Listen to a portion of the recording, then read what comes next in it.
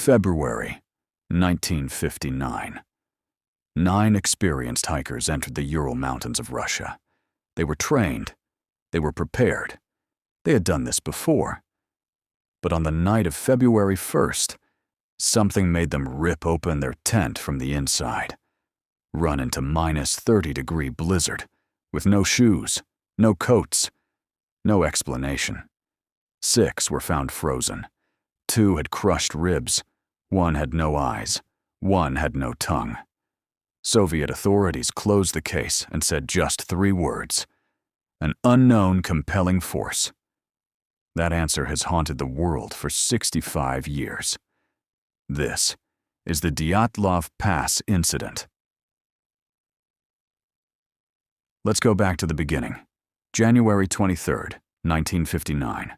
A group of 10 young students and graduates from the Ural Polytechnic Institute set off on an expedition to climb Otortan Mountain. Their leader was Igor Dyatlov, 23 years old, one of the best hikers in his university. These were not beginners. Every single one of them had years of experience in cold weather survival. One member, Semyon Zolotarev, was a WW2 veteran. These people knew mountains, they knew danger, and they knew how to survive. One member dropped out due to illness before the final climb. 9 continued. None would come back alive. They traveled by train, then truck, then on foot. By January 27th, they were deep inside the wilderness. On January 28th, one member, Yuri Yudin, became too sick to continue. He hugged his friends goodbye. He had no idea that handshake would be the last time he'd see any of them alive. Yudin would later say, "If I had known what would happen, I would have stayed. I would have died with them." The remaining 9 pushed forward. On the night of February 1st, they set up camp on the slope of a mountain called Kholat Syakhl. In the local Mansi language, that name means dead mountain. Dead mountain. Kholat Syakhl. The local Mansi tribes had a legend about this place. They said spirits lived on its slopes. They refused to climb it. They warned outsiders to stay away. But the Soviet hikers were scientists and students. They didn't believe in legends. That night, February 1st, they pitched their tent on the mountain's open slope. Why there, and not in the forest below where it was safer and warmer? Nobody knows. That decision alone has puzzled investigators for decades.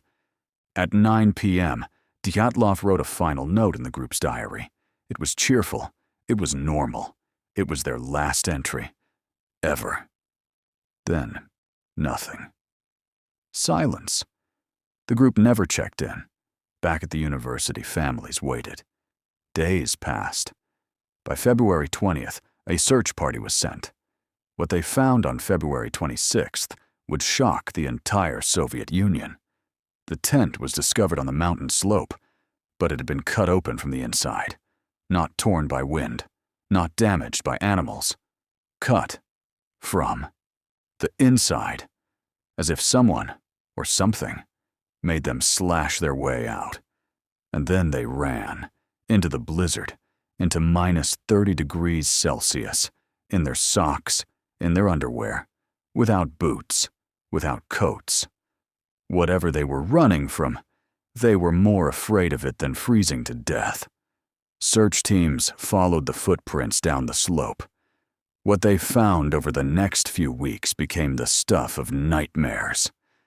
The first 2 bodies, Doroshenko and Krivonishenko, were found near the remains of a small fire.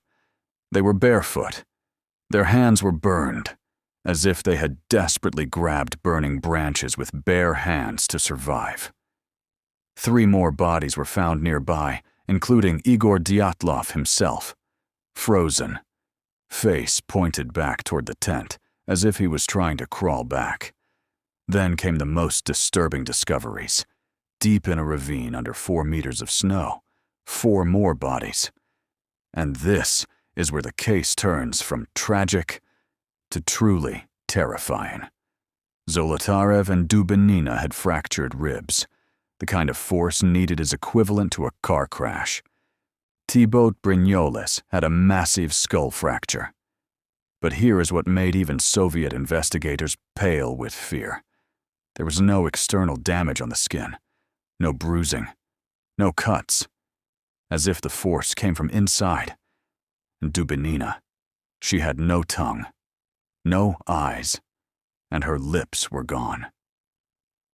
The medical examiner said the internal injuries could not have been caused by another human being. The force required was simply too great. Soviet investigators found more strange details. The hikers' clothing tested positive for unusual levels of radiation.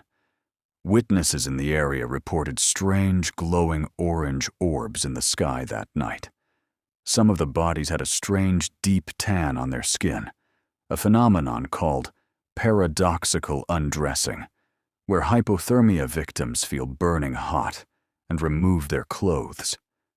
But the missing tongue, the missing eyes, the radiation, hypothermia does not explain any of that. The case was classified. Files were sealed. The area was closed to hikers for 3 years. And the official conclusion from Soviet investigators was just this: the hikers died as a result of an unknown compelling force. Decades passed. The Soviet Union fell. Files were reopened, and the theories multiplied. Theory 1: an avalanche.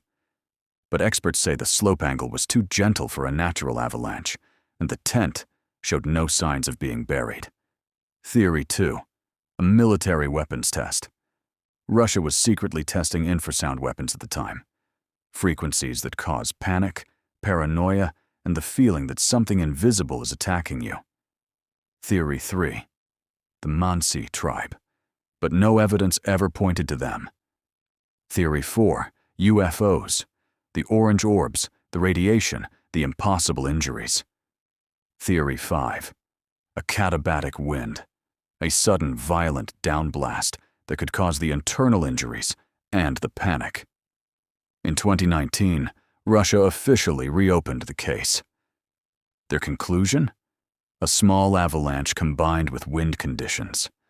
But investigators, journalists, and researchers around the world rejected that answer, because it still doesn't explain the missing tongue, the missing eyes, the radiation, the orange lights, and why experienced hikers would flee without shoes in a blizzard. And then there is Yuri Yudin, the one who went home sick, the one who survived because of a fever. He spent the rest of his life trying to find answers about what happened to his friends. He visited the site. He spoke to investigators. He never let the case go. Yuri Yudin died in 2013, 75 years old, without ever knowing what killed the people he loved. His final words to journalists were simple: "I just want to know what happened to them." He never got his answer. Neither has the world. 9 trained hikers. 1 night. 0 answers. The Dyatlov Pass incident remains one of the most disturbing unsolved mysteries in human history. Whatever happened on that mountain, it was terrifying enough to make 9 experienced survivors choose a blizzard over staying inside their tent. So I ask you this: what do you think happened? Tell me in the comments. Because 65 years later, nobody actually knows. If this kept you up at night, good. Subscribe, because next week we go somewhere even darker.